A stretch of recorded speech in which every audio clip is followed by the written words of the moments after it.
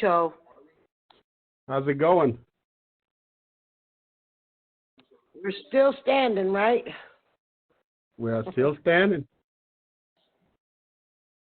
I just want to check my mic because it has this tendency where it sometimes just time out on me. Well, right now you're loud and clear. Excellent.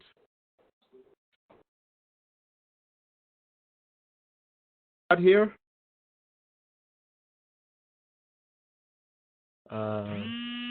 Councilor Rudd? Councilor Allen?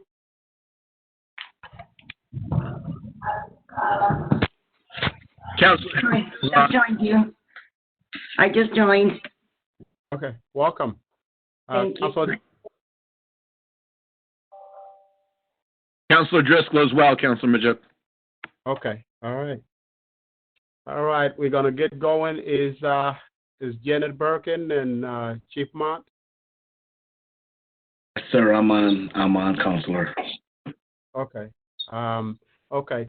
So we have a number of items on the agenda today. What we are going to do first is to talk about the fire letters first, and then we are going to deal with the police stuff after. So, Chief Mann, I know I have a couple of letters from you. In front of me, I have two. Yes. So, can you talk about the AFG, the one with 100,000? So the 100,000 grant, that one is for it's from FEMA, and that's a grant to if we're awarded this grant, it will allow us to purchase critical personal protective equipment related to the COVID-19 crisis, and it will allow us to just prevent our folks from becoming exposed and prepare them to continue to respond to this virus. So it's a $100,000 grant. FEMA has put aside $100 million for this initiative, and we are hoping to be a part of it if we're approved. Okay. Chief, what in particular would this provide? What type of PPE? So anytime we're dispatched to a person of interest that might have any contact with COVID, we need to wear goggles, a gown, just like what everybody's been hearing in the media. In the hospitals, we have to put on the same type of PPE, face masks and gloves. So it will go towards that. And even our firefighters, when they go and investigate alarms and fire alarms and such like that, to be able to get products that decontaminate our firefighting equipment also. So it will go towards any initiative that has to do with any of our PPE related to COVID. Great, thank you for that clarification. Okay, no problem. Now is this just for the season, or is there a number of years to it? I have Chief John Kane on the call also, Counselor. He can get into the specifics. He actually wrote the grant and put it together. Okay. Thank you, Chief. John Kane, Deputy Chief of Fire. Sir, the grant, the way that the funding opportunity is written is agencies are allowed to apply for enough PPE equipment to get them through the remainder of the calendar year. So this is essentially to get us through the foreseeable future, the end of 2020. Our current rate is, as the Chief had mentioned, we utilize eye protection gowns, N95 masks, and nitrile gloves. We put all these things together in a PPE set. We're currently burning through an average of 60 sets per week. So we've identified what we believe our needs will be for the remainder of the year, including anticipating any, spikes or resurgence of the virus. We've been pretty steady in terms of our response to COVID, but certainly volume could increase. So we're anticipating that as well. Okay. Thank you, Chief. Can everyone mute themselves, please? It's a little bit distracting. Counselor Mojo, can I ask him a question before he gets off? Go ahead, Madam President. Okay, so when you talk about the protective equipment, how do you inventory it? Because I'm sure before now you had protective equipment on hand, correct? Yes, Madam President. What we are currently doing is based on the calls we're going on. Our frontline firefighters are able to let us know the different calls that they're going on, and based on that, we're trying to keep track of what we need moving forward. Right now, you already have in stock, right? You have an inventory in stock. Yes, we have enough to maintain over the next few weeks to keep going where we're going. We're constantly trying to acquire more PPE. That's a huge issue. The worldwide shortage of PPE has definitely affected us, but we've been able to manage our resources with the alarms that were going on. Okay, I guess where I'm going is just like we do our vehicles, maybe Yes. we can have a counting number of how many masks you have, how many, gowns you have, so we can know ourselves what's in there. Yes, Madam President. It's a fluid thing. Some days they're using, it depends on the call volume, and we're trying our best to keep track of that. So we have a color-coded system we're using internally where it basically tells us whether we need to start ordering more gear, whether if it's a green, we're good. If it's a yellow, it means we need to definitely look at ordering some more things. And then if it's a red, that means we wouldn't be able to operate. And we're in constant communication with emergency management regarding them getting supplies also. And one last question. So with all the PPE, is the fire department stocking AMR? No. They're we talk to them every week to see how everything is going with the call volumes, and they're independent, and they would probably actually help us before we would ever be able to help them.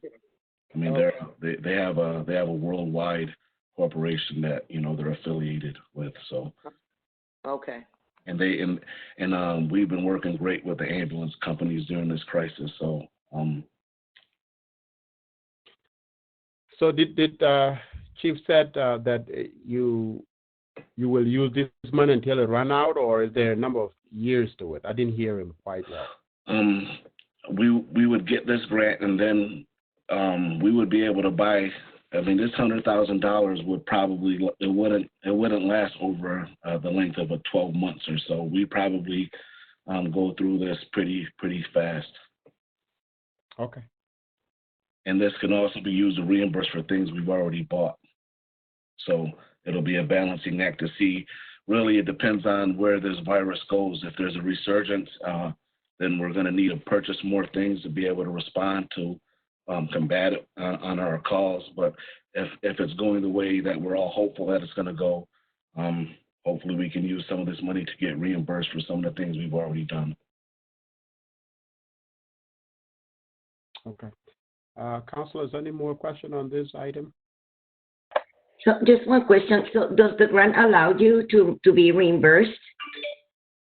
Yes, and I'll let Chief Kane talk about that, but I believe we have the option of purchasing more, or we're getting reimbursed for previous purchases related to COVID. Yes, Chief. Thank you, Madam. What we're researching right now is because the city is seeking reimbursement already for all COVID-related expense, we want to make sure that we don't in any way, infringe upon that. So we're looking at what we believe we're going to use in terms of PPE for the remainder of this calendar year, which is what the grant specifies. And really, without trying too hard, we believe that we can spend close to $100,000 to get us to that point. So we're very confident that if we are awarded this grant, this will help us moving forward. This will get us to the finish line, at least for 2020. But in terms of seeking reimbursement for items we've already purchased, we want to look at that very carefully because, again, we don't want to, affect the process where the city is seeking reimbursement kind of globally for everything COVID related.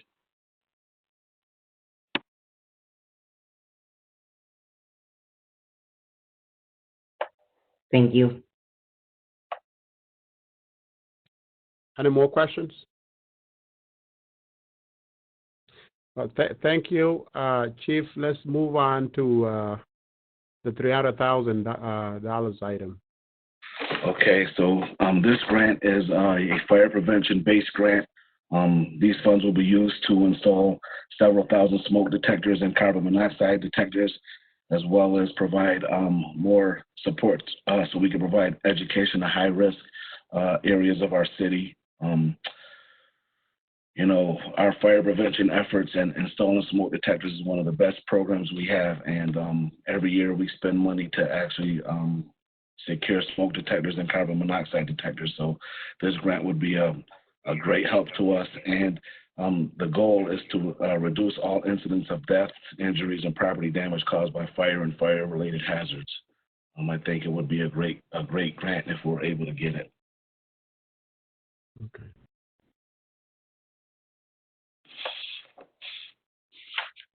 Does anybody have any questions on that grant? I don't have a question on the grant. However, in the letter, it states that this is fiscal year 2019. That's a typo, right? I'll let Chief Kane explain that. Thanks, Chief. Counselor. No, ma'am, that is correct. It is actually, it relates to the federal fiscal year from which the money was kind of put together. So we do have some years where, yeah, the fiscal year on the application doesn't match up to our fiscal year or even the federal fiscal year. It kind of relates to where the money was initiated. Okay. Okay. And then there's that we have to match, and it's already in the operating budget. Was that already designated for this, or are you making a new designation just to cover this grant?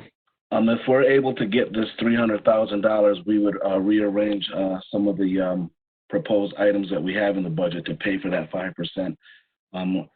Like I was saying earlier, every year we buy smoke detectors and carbon monoxide detectors to go along with our installation program. It's a very successful program. I think this past calendar year we installed between 25 and 3,000 smoke detectors in people's homes, and we've been trying to do some database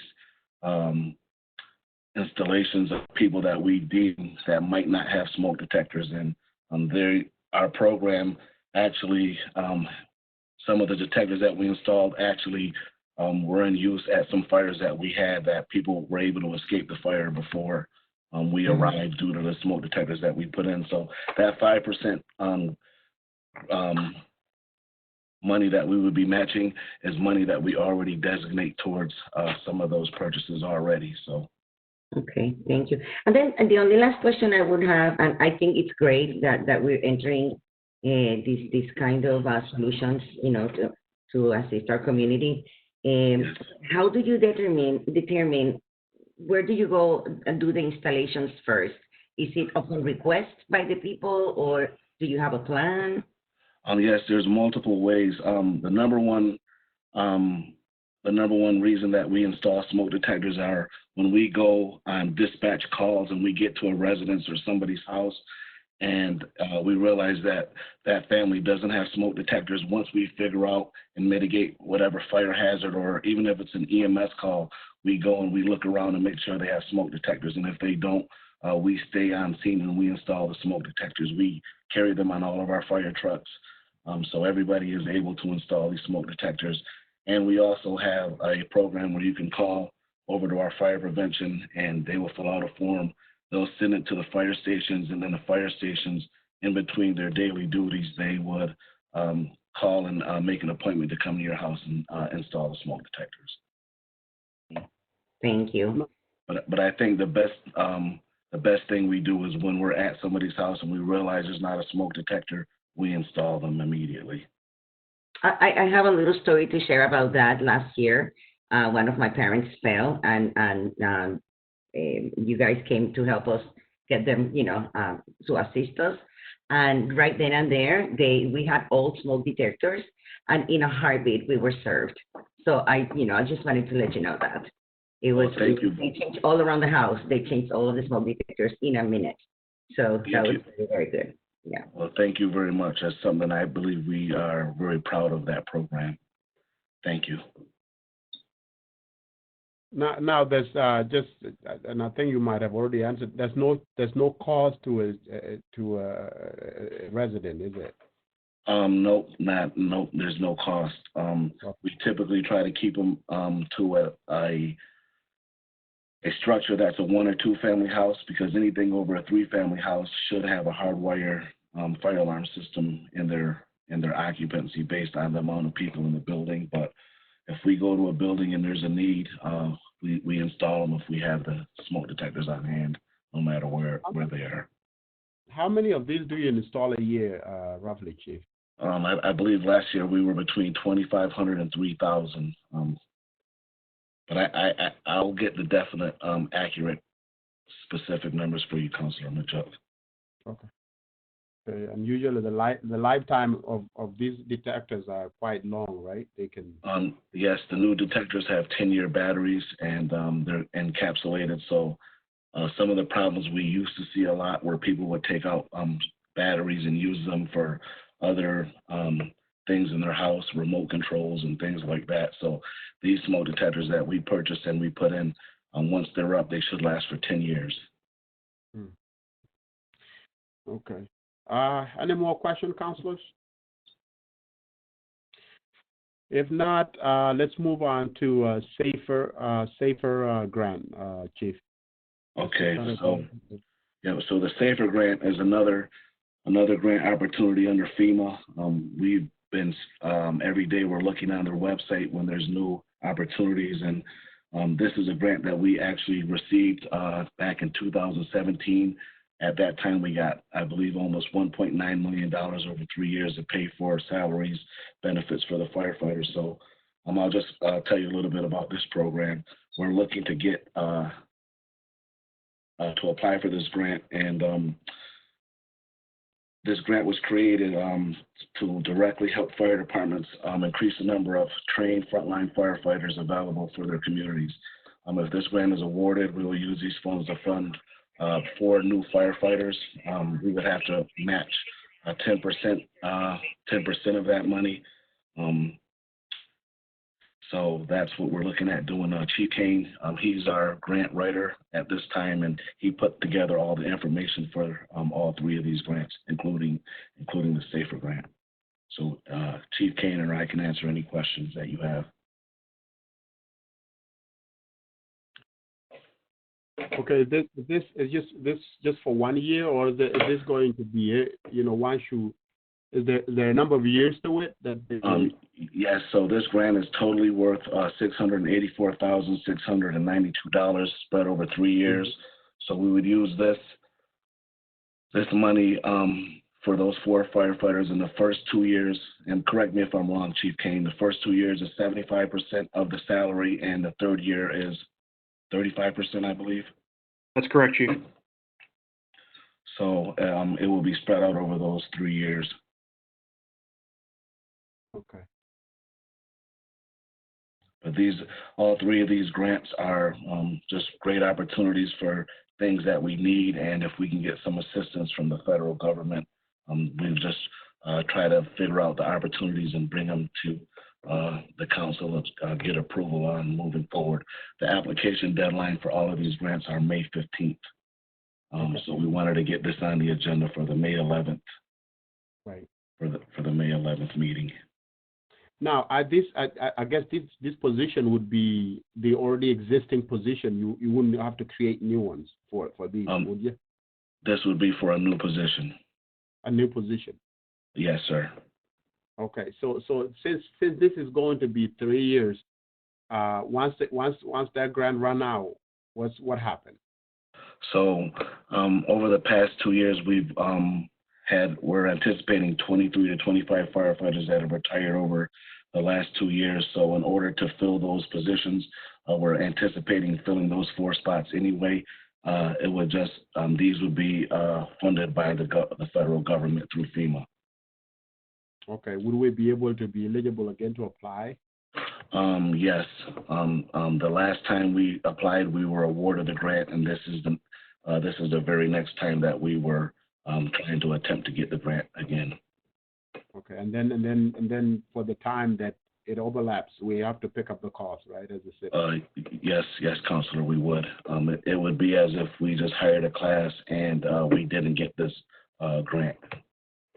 Okay. So all those firefighters would just be paid as all the firefighters are currently on the payroll right now. Okay. Councilors, any more questions? Well, Chief, I think that's it for your agenda, right? Or do you have more? No, I just have the one item that was on the agenda last week that we ended up moving over. It was to get the donation from the Strathmore for reimbursement from the pond hockey. So we resubmitted that for this agenda. It was to actually get $1,134 reimbursed. They already sent us the check. We're just holding on it to wait for your approval through the council. Do you remember? We brought it through, and somehow there was some issues with getting it on. So okay. Yes, and it's my understanding that the city clerk was gonna make sure that it was on the May 11th agenda. Yes, sir. And I think we got everything squared away on that, and that was the only other item that I had beside these grant requests. Okay. Well, if that's it, Chief, I want to thank you. Stay safe out there. Okay, thank you, Councilor. Thank you, Council, everybody. All right. That will be it for the fire. We are going to move on to the PD of the police. Chief Cecil, are you around? Yep, I'm here, Counselor. Okay. I see that you have there's a grant for $500,000. Can you talk about that? Which is it is the GIVE grant. Oh, sure. The GIVE grant, I have Sergeant Hillman on this WebEx. He actually authored that grant, so he can give you a lot more details than I can. Thanks, Chief. Yeah, saying that I offered it is more than generous. It's a team effort, but I'm the coordinator for the PD. So, Council, excuse me, I'm sorry. Could you move closer? I could barely hear you. The audio is not good? No. Is that any better? I think continue. Councilors, can you hear him? It's a little weak. If you get close and speak up, it'll probably be helpful. All right. Yeah. I'm going to try to zoom right in here. Sorry about the close-up. Counselor, do you want me to break down where that 500 is going? Yeah, talk about what it is and what it is for. Right. Okay. So the GIVE grant, this is the seventh. This will be the seventh rendition of the GIVE grant from New York State, from DCGS, the Department of Criminal Justice Services. This is an annual grant. GIVE is gun-involved violence elimination. So this is the state's most significant effort in trying to assist jurisdictions with reducing gun violence in our communities. Again, this would be the seventh year of GIVE. GIVE replaced Impact, which some of you may know who were around 7+ years ago. Impact was a similar mission, but came packaged a little bit differently with GIVE. In that 500,000, with that 500,000, the budget is broken up a little bit differently this year. Commonly, it's used to fund proactive policing details to go out and try to do gun and gang interdictions in the community. This year, we're funding a couple other things. So one of them is a crime analyst who will be assigned to the Central New York Crime Analysis Center, where I work out of. Our center is expanding this year. We're under construction right now, although it's currently paused. and the Crime Analysis Center is expanding, and with that, we're trying to expand our staff. So that would be a gun-specific crime analyst. Also, there's that overtime piece, funding those proactive details. That's our special investigations, our gang violence task force and patrol divisions, doing proactive details in the community, targeting known gang members, targeting our core offenders, which is our chronic offender recognition enforcement, and trying to do proactive gun and gang and drug interdiction work.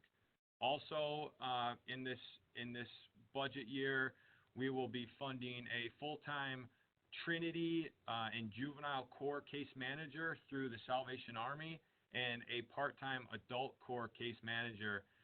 That's a little bit of a change from previous years when we funded the Truce case manager. Basically, the changes, for those not familiar with the Trinity program, that's a juvenile outreach program that identifies juveniles, high-risk juveniles in the community, and through the Salvation Army tries to get those young people connected with services to try to put them on a better path, a safer path. The adult core case manager, again, core is our chronic offender recognition enforcement. Those are gang members that have been identified in the community as the highest, based on criminal activity, intelligence, they're at the highest risk of being offenders or victims of gun violence. And finally, a new piece for this year's GIVE grant is diversity training. This is a training that Chief Buckner brought from Little Rock. This is going to be to train the entire police department in basically understanding cultural diversity among different populations in our community and trying to acquire cultural competency skills to interact with those people in diverse cultures, specifically in conflict management. So that's the 500,000. I don't know if you're looking for actual breakdown in numeric value, but that's what we're getting for that proposed 500,000. Okay. Yeah, just run over what break it down, Okay. In general. So the crime analyst, which would be that GIVE crime analyst, that's a 67-1 for salary and fringe benefits. For proactive gun-involved violence elimination efforts, there is 281 for overtime to fund those details, and then 8,000 for confidential funds. And confidential funds is basically our gang and narcotics detectives. Those are their confidential informant funds. So to reimburse either for drug or gun purchases, or to help manage confidential informants. Moving down to the full-time Trinity and juvenile core case manager through Salvation Army is 60,000, and then the half-funded adult core case manager is 30,000, and the diversity training is 50,000 for the department. And finally, Department of Criminal Justice Services sponsored events and training, 3,500, and that brings us to that 500,000 mark. Okay, councilors, any questions? Yes, Cho, I have a question, because when you talk about the diversity training, who's going to be doing the training?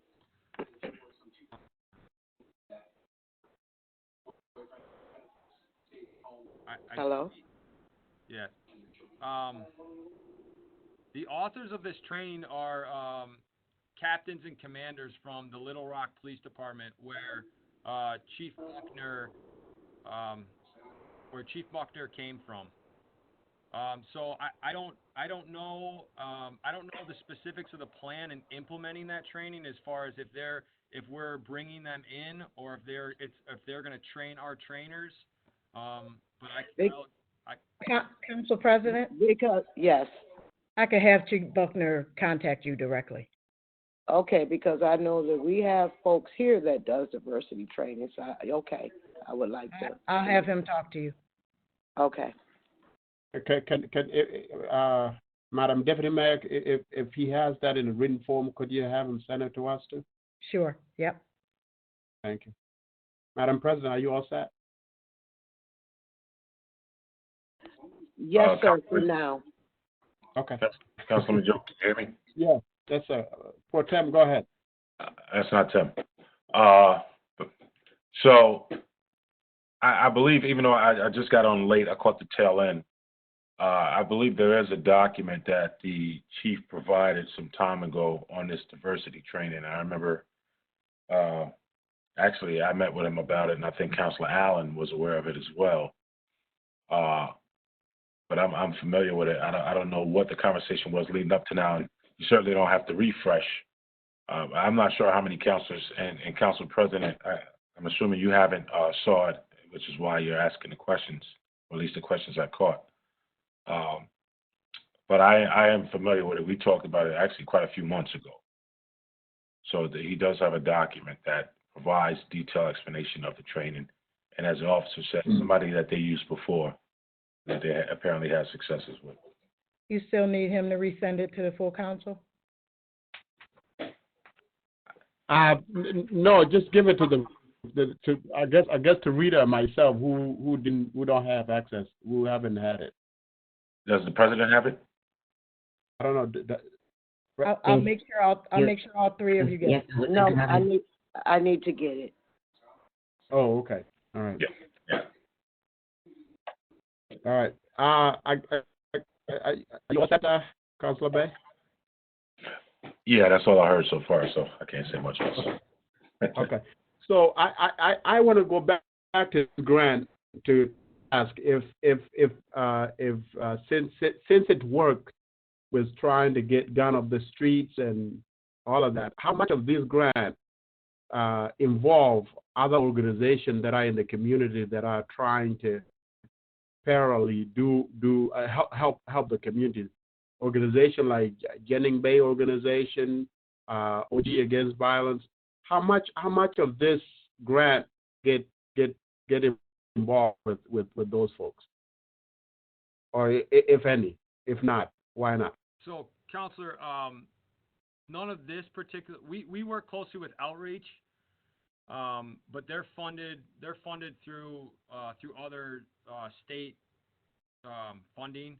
So they're not funded directly through this. This grant comes from the Division of Criminal Justice Services, so our state governing body.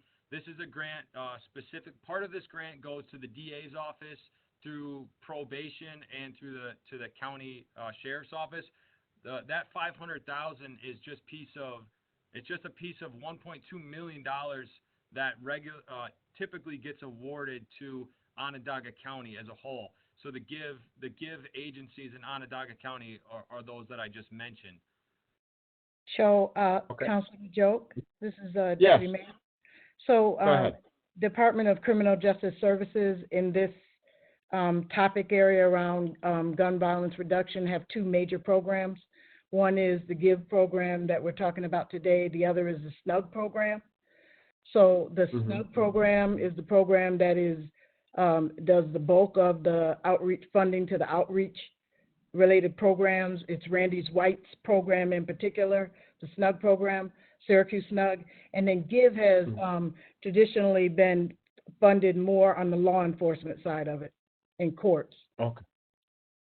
Okay, and somehow I take they do work together in some shape or form. Yeah, they have to. Yes, Okay. Counselor, that's correct. We have a bi-weekly meeting. Myself and my analysts have a bi-weekly meeting with Randy White in SNUG. I'm the SNUG coordinator for the police department. I also sit on the hiring board for SNUG. Excellent. Okay. Any more questions, councilors? Okay, that would be that for that item.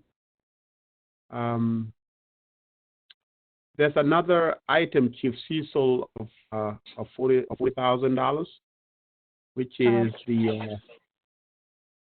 the traffic safety. Oh. Yes. Nope, sorry, I'm sorry. Go ahead. Okay. Chief Cecil, there's another item of the Traffic Safety Committee for the 2021 Child Passenger Safety Program.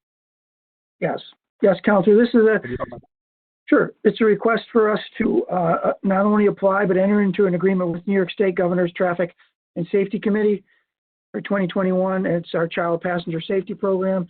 This money will be both for personnel costs and also to buy the car seats themselves. So we do give out some free car seats. Keep in mind, this is for $40,000, but we don't normally get that much. That's what we apply for, but we don't usually get $40,000. There's no local match. And basically the program is we set up somewhere in a shopping mall or a store, some type of store parking lot, and we advertise that we're going to be doing it, and then folks can roll in, and these officers who have to get certified to do this will show folks how to accurately put these child seats in the back of the car and secure them the correct way. Okay. Do you buy the actual car seat, or is it just for the labor? No, some of the money it's split, and it's not split evenly, but there's some money for personnel costs, but there is some money in this grant to buy the actual car seats, and it's first come, first serve. When we run out of them, we run out of them, but some of the money does go toward buying the actual car seats. Can you partner with community agencies to do this work? I'm sorry? Sorry, Counselor, I didn't... She's asking if you partner. Mm-hmm. Go ahead. I was asking if you can partner with community agencies to do this work. We could absolutely do that, Counselor. Just keep in mind, though, they do have to, and I just found this out a few years ago. I thought child seats were pretty simple, but the officers actually have to go through training and get certified. So we could partner with other agencies, if that's what you mean, and certainly other agencies could lend help, but they would have to be certified in order to be part of this, certified to know how to actually install these. Okay. All right. And it's a yearly thing, right? It's just 1 year? It is for 1 year, yes. And we've applied for this for, I don't know, many years we've applied for this each year. But it is for 1 year. Okay.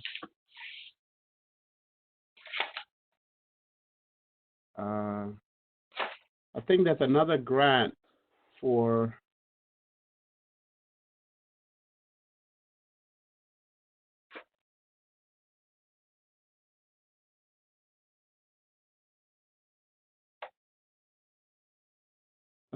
I think that's it. I think that's it, right? Or do you have any more Yes. stuff? I think we Yes. needed to just close the loop on the interfaith works. That line one is coming. I'm just trying to see if there are more letters for grants. Yes, Counselor, there are 2 more grants that should be on your table. Okay, go ahead. So you've already heard about 2 of them. The third one is another traffic safety grant. This one is for $46,000. There's no local match. Again, we apply for that much. We don't tend to get that. This one is for seatbelt usage to reduce aggressive speeding, distracted driver, dangerous driving behaviors. We use this for an array of things, but most recently, we've been using it for some of the enforcement we're doing on Erie Boulevard East with the drag racing. So that's kind of the gist of that one.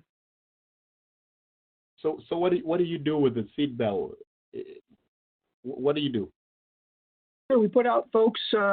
Once we get this grant, we put out officers who specifically look for that. They look for seatbelt people not using their seatbelts, or aggressively driving, or distracted, meaning they're on their phones, and they pull them over and give them tickets. Oh, okay. All right. Any questions, councilors? All right. Move on to the next one, Chief. Thanks. Sure. The fourth one is again to apply and enter into agreement. This one's has multiple agencies. We are going into this one with the fire department as well, jointly. This is we're trying to get a grant through Homeland Security and also State Law Enforcement Terrorism Prevention Program. This one is for $240,000. There is no local match required. We are going to purchase, if we do get approved, this grant, we are going to purchase medical kits, communication gear, portable crowd control ballasts, intelligence, and information sharing software.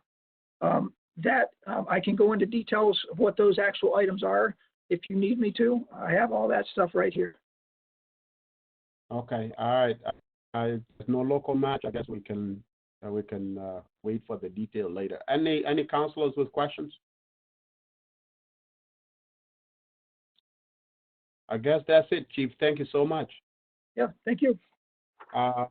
Okay, we have one more agenda item on the agenda. That is the interfaith work agenda. Chief, you want to do a rundown quickly of what the grant is, where we are with it, and do you want to just move it and have the discussion in front of the whole council, since like it seemed like that's where we had pieces of it, that way we don't do it twice? Or what do you think? No, the thing is, I announced it on Wednesday, so if I think we got exhausted here. We can't move it to the actual meeting, because the thing is going to be lengthy, and it's going to be selfish for us to just take over the meeting with one item. So let's exhaust it here. I'm sure all the councilors that have questions have reported here today. Well, I'm going to say that my perspective gets informed by the larger budget context and how we, our understanding of the budget as a plan versus not. So I'm kind of like evolving almost like outside the spectrum of interfaith works. And interfaith works may just get caught up in it, but I don't know. So yeah, I think what we need to look at. I don't have any more questions for the chief. I'm not sure how many people have more questions for the chief, but go ahead. I think the item is two-part. What we are talking about right now is the portion of 2019 to 20 that will end in June. That's what we are talking about. Moving forward, we're going to talk about it, I think, in a separate meeting. But what this discussion is basically for 2019 budget here that will end June 30th. Councilman, yes. Go ahead. So just in that discussion, and I really don't think it'd be lengthy as you go into your next study session. What I'm proposing the council consider is, because this is the 1920, it should have been presented, let me just put that out there, should have been presented as a contract last summer. This was the first time it was in the police budget, so there was an oversight regarding getting a contract done. So what I would propose is that the agency completed 4 circles out of 10. That is 40% of the proposed work. And what I would propose is that we modify the letter for 40%, which is $12,000, enter into the contract for that amount for the work that they've done till now. So that's what I would propose for consideration. Yes, and I think Chief Cecil also suggested that, which is good. Who want to say? Is Councilor Driscoll and Councilor Allen in?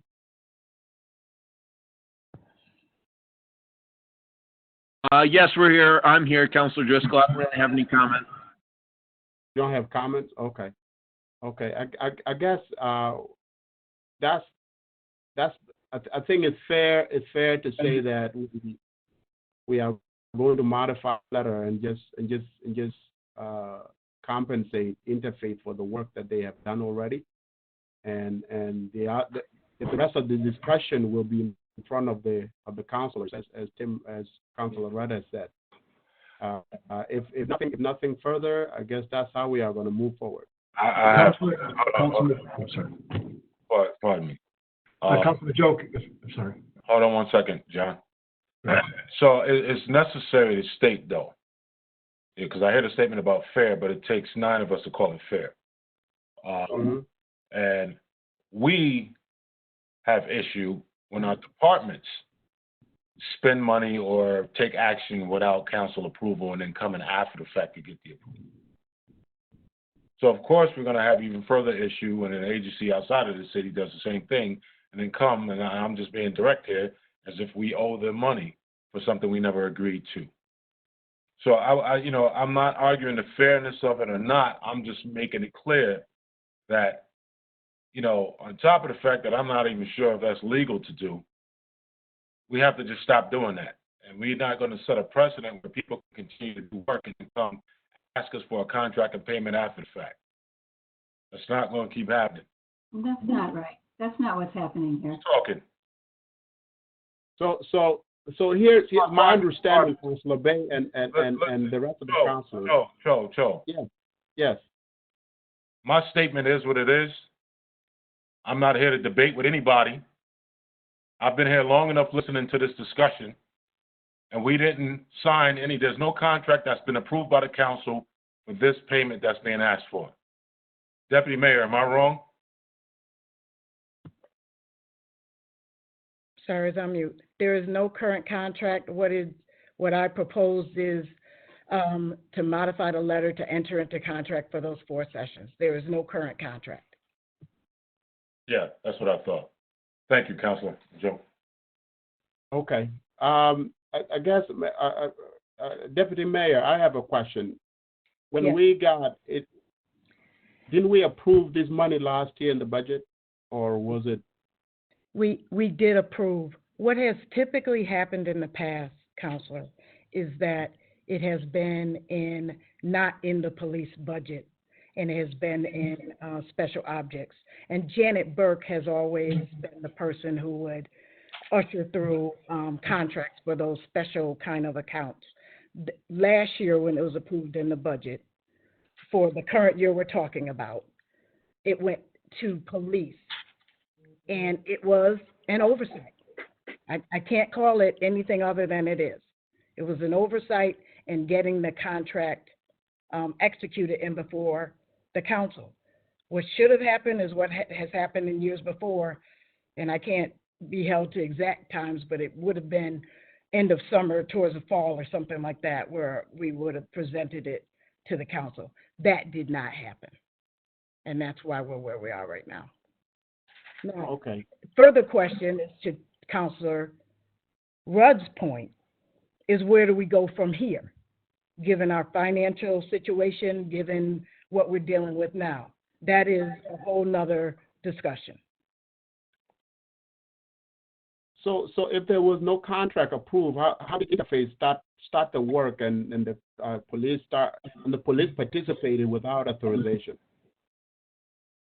Well, that is Councilor Bay's point, and the authorization of the individual officers would be that they were allowed to go to the sessions. There is fault on both sides of this, because as the person who used to be at a not-for-profit, at some point I would have said, I don't have a contract. There's fault on the administration side, because a contract should have been developed. And so that's why we're where we are right now. Okay. I want to hear. I think Beth from Interfaith is here. I want to hear her part, and I just want to hear something. And we are going to close it off, and we are going to. I'm going to take it back to the council. We're not going to discuss it any further here. So. I am here if you want to hear from me. Yes, go ahead.